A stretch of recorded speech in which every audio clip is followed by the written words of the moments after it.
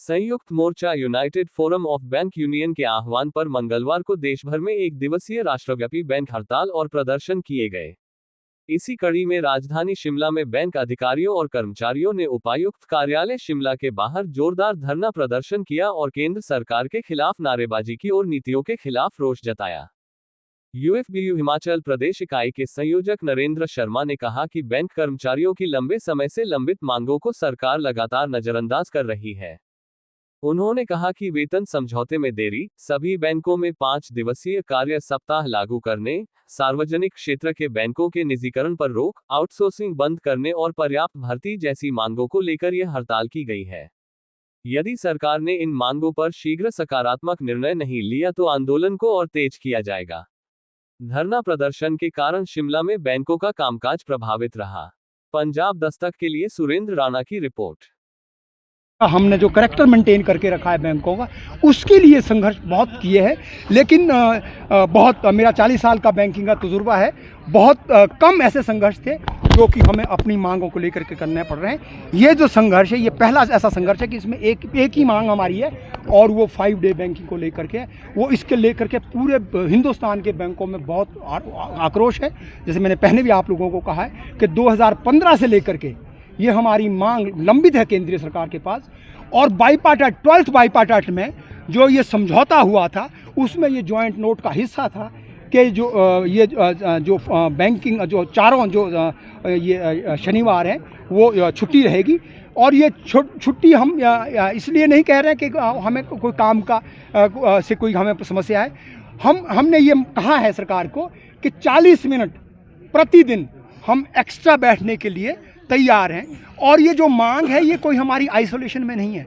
Bankers to every bank, जिसे RBI कहते हैं, reserve bank of India, reserve bank में 5 डे बैंकिंग है। नाबार्ड जो उसकी इकाई है, उसमें 5 डे बैंकिंग है। सेंट्रल गवर्नमेंट की जितने भी केंद्रीय कार्यालय हैं, सभी में 5 डे बैंकिंग होती है। जितनी भी ट्रेजरी बिजनेसेस की काम है, वो 5 डे बैंकिंग सब जगह है। और हमारा ये अधिकार है। और हमने जो वो पहले जो 2nd और 4th सैटरडे भी हमारा जो छुट्टी हुई थी फुल डे, उसके लिए भी हमने जो हमारे सैटरडे होते थे, हाफ डे होता था, वो हमने सरेंडर किया था। उस एवज में हमें जो है 2nd और 4th सैटरडे की छुट्टी हुई थी। इस बार भी क्योंकि हमारे लिए जो बाईपार्टाइट है वो उसकी हमारे सेंक्टिटी ये है कि बाईपार्टाइट ये पहला ये समझौता है 12th बाईपार्टाइट कि उसमें जो एग्री हुए वो मसले भी हैं, वो आज भी 2023 से केंद्रीय सरकार के पास लंबित है। आईबीए और हमारे बीच में जो जॉइंट नोट साइन हुआ है, उसको लगभग जो है 2 साल से ऊपर का समय हो गया है। और हमारा अगला जो बाईपार्टाइट है नवंबर 27 में ड्यू है। और हमारे जो अभी रेजिड्यूल इश्यूज है 12th बाईपार्टाइट के, वही सेटल नहीं हो रहे हैं। इस बात को लेकर के तमाम हिंदुस्तान के अधिकारी और कर्मचारी में बहुत रोष है। और आईबीए की तरफ से ये अनुमोदित है। 2024 में मार्च में ये अनुमोदन के बाद चला गया था सरकार के पास, लेकिन अभी तक उसके ऊपर सरकार ने उसका फैसला नहीं किया है। ये बहुत हमारे लिए बहुत आहत की बात है। अगला कदम क्या रहने वाला, क्योंकि आज तो 1 दिन की हड़ताल है। अगर ये आपकी प्रमुख मांग नहीं मानी जाती है तो क्या फिर अनिश्चितकालीन हड़ताल की तरफ भी विचार करें? जी, अभी हमारी ये 1 दिन की, हमने 2025 में भी 2 दिन की हड़ताल का हमने आह्वान किया था। लेकिन उस वक्त केंद्रीय सरकार की तरफ से ये हमें आश्वासन दिया था कि ये जो आपकी डिमांड है वो एक्टिव कंसिडरेशन में सरकार के पास है।